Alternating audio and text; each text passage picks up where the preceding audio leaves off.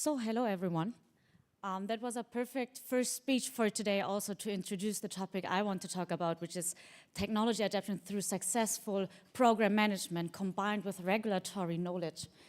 So digital revolution 4.0, we just heard it, big data, the distributed ledger technology, everything else. It's not only about technology upgrade, it's actually a reshaping force for society, governance, and economy. I brought here with me the very nice Kondratiev wave, which basically says there is a change between evolution and self-reflection brought about by technology that will result in prosperity. In the last years, we all have been involved, I think, in the hospitality topic we just talked about it. The last years we had the pandemic, everyone had to change. The investment into cloud computing and cloud services increased by far. And it is expected during the next years that investments into AI will have a 12% share of the overall tech invest worldwide, which is quite a lot. What does that mean? In our perspective, there are 4 dimensions or prerequisites for AI to be adapted in general. So we have the technology part. We just talked about data quality, data availability, but also cybersecurity is actually a point because AI is not only leveraging functionalities and increasing efficiency, it's also a cyber threat and an attack point. Further in economy, we have here new jobs. It can ease jobs, it can change the professions, and it can therefore also boost efficiency for different companies and organizations. While we're talking also here about new opportunities to invest and to offer services in different regions, not only in Europe, but also if you're looking in, for example, Central Asia or Asia Pacific regions. We have society, also something that the previous speaker was mentioning, acceptance through convenience. If we're talking about banking, which is one of our main areas, instant payments was one of the topics in the last years. How convenient is it that I can send money all over the world within 10 seconds? Pretty much. So not only in Switzerland, I think the first circular that allowed AI with a transparent explanation to be used for instant payments in 2020, 2021. Now we have also regulations here, but we will come to that later. We have also the regulation part. So it's not only what is regulated, what's not regulated. We mentioned GDPR, data protection. We mentioned anti-money laundering if we're talking about banking. And we're talking also about latest laws for artificial intelligence, even here in Europe. They all must consider ethical guidelines. How can human intervene? How is human oversight being ensured so automation will not run all over the place and ensure hospitality, services, and security? For this one, there is a 3-step view we have on this. First is the strategic adaptation. We have the regulatory adaptation, and of course, technology adaptation through program management. If we're looking on strategic adaptation, we're talking about not neglecting new technology and stay with the things like they are, but to adapt them and to take opportunities to leverage. We just heard it again. It was perfect as a first speech.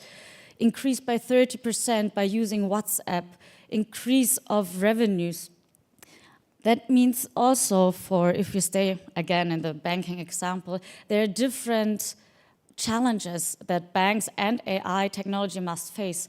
I just mentioned 10 seconds, accuracy of data, data quality, the vast amounts of data that can also blur data points. What about concrete pattern recognition, anomaly detection, behavioral detection, using entity resolution, so more sources than just my account data, my account behavior, my payments service as usual, but what about additional information like from social media or from other sources? We're also talking about audit efficacy. Why?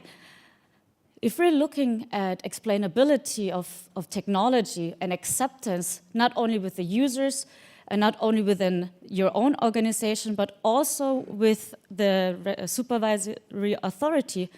Everything must be traceable, must be explainable. In case of an incident, it's super important to know what actually happened. And scalability, of course. Number of transactions are rising over the year. Data usage is rising. May I ask, who thinks he's not using AI as of today? That's very good. Last week at a conference in Almaty, some people were actually thinking that we're not using AI.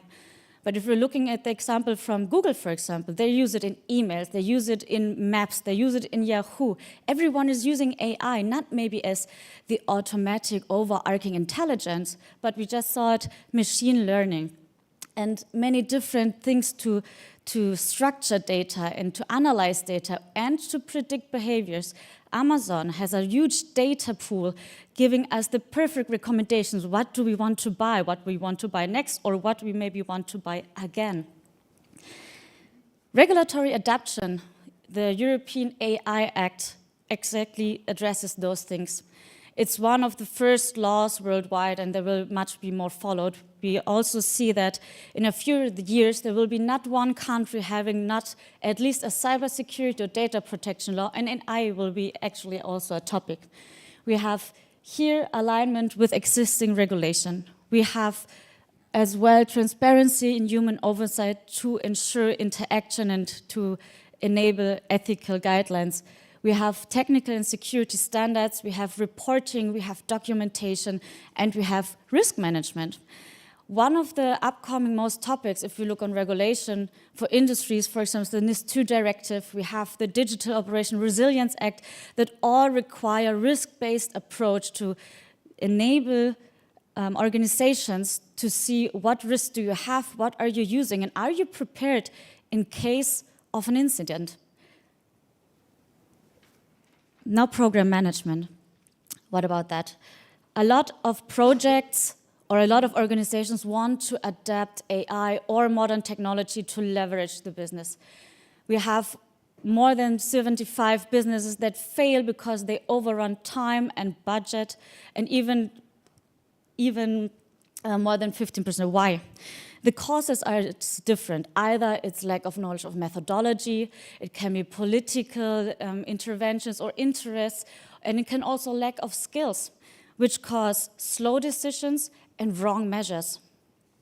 For this skill management, I'm talking about IT architects. More than 80% of the organizations are lacking skilled persons to manage and structure the infrastructure.